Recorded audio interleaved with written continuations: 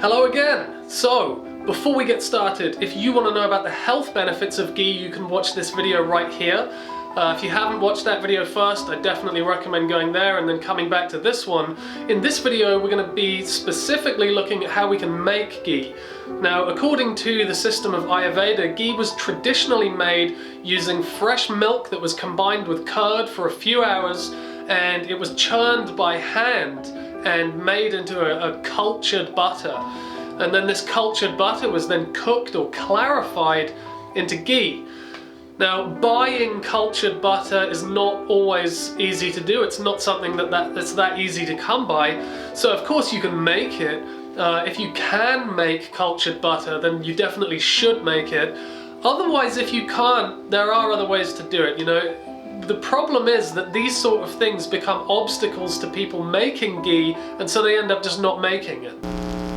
Making ghee with cultured butter is obviously ideal because butter that's been cultured with curd or yogurt for a few hours is partly why ghee increases our digestive fire in the way that it does.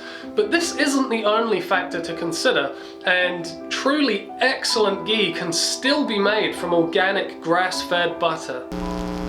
If you remember what I said in the last video, churned butter is also a major contributing factor to what enhances our digestive fire. And a lot of people that insist on using cultured butter are not always aware that that butter they're using may not have even been churned. So the bottom line is this: only use butter that is organic or biodynamic, that's from grass-fed cows, and it's from a source that is as local and small scale as possible. Because this way you're going to be able to communicate directly with the farm and ask them about the kind of methods that they're using and whether they're producing butter through churning or through the less quality extrusion method. The dairy industry is pretty awful, right? So if we're going to use ghee, or really any dairy for that matter, we want to try and view it as a medicinal substance and take only what we need and be sure to support better quality, more ethical sources. Anyway, to make our own excellent quality ghee, we're going to need the following: organic grass-fed unsalted butter. Now, ghee concentrates everything from the milk, including all of the beneficial nutrients as well as any unnatural chemicals, antibiotics, anti-inflammatories and other toxic crap and impurities. So getting organic or biodynamic butter is essential. Now, grass-fed is also imperative because cows fed on grain are not going to produce healthy milk because they're subsisting on the wrong diet and they're not healthy themselves. So quality is really not a corner that we can cut. Now, we're also going to need a pan, preferably a thick, heavy pan like this enameled cast iron one I have right here. And this is because the heat is going to be more evenly distributed and it's going to produce a much better end result. We're going to need an airtight glass container to store our ghee in once it's ready. Plastic won't do because this can easily contaminate the ghee over time, especially when it's warm. So put your butter into the pan, bring it over to the cooker and put it over a low heat. Now, we're using 500 grams of butter, so this is going to take about 20 to 25 minutes for the entire cooking cycle to be complete. Obviously, it could take quite a bit longer than that, maybe, you know, nearly double that length of time if you're using a lot more butter. But as we're only using half a kilo, that should be all finished in about 20 to 25 minutes. So allow the butter to melt and liquefy, and you'll notice a foam starting to gather on the surface.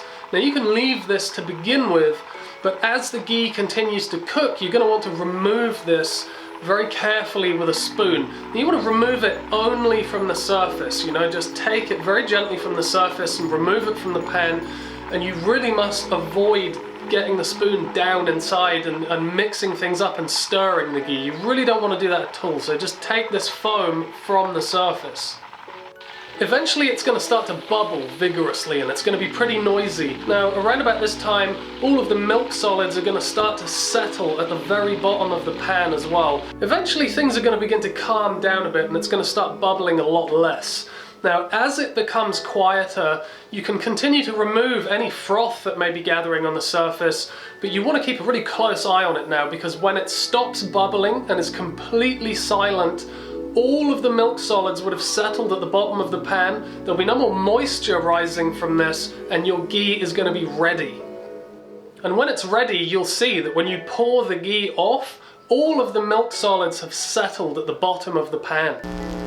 If the ghee has become quiet and it's all settled and you keep cooking it, and then it starts bubbling and frothing again and being all noisy, then you're burning it, burning it, burning it. Also, if you don't see any steam coming off it anymore, but you start to see or smell smoke, then you're burning it again.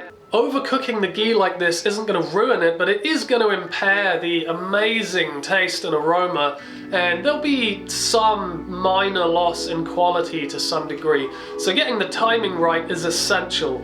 So I think the bottom line is, don't wander off, don't do other things, don't be multitasking when you're doing this. Just stay with it from start to finish and it won't go wrong. So when your ghee is ready, you can strain it to remove any of the remaining milk solids. Now, people often use a muslin cloth or one of those paper coffee filters, but I use a cafetiere because it works perfectly and it's quick and easy to use, and it's easy to clean as well. But you just want to make sure that it is 100% dry before you use it, so that you don't inadvertently introduce more water back into your ghee.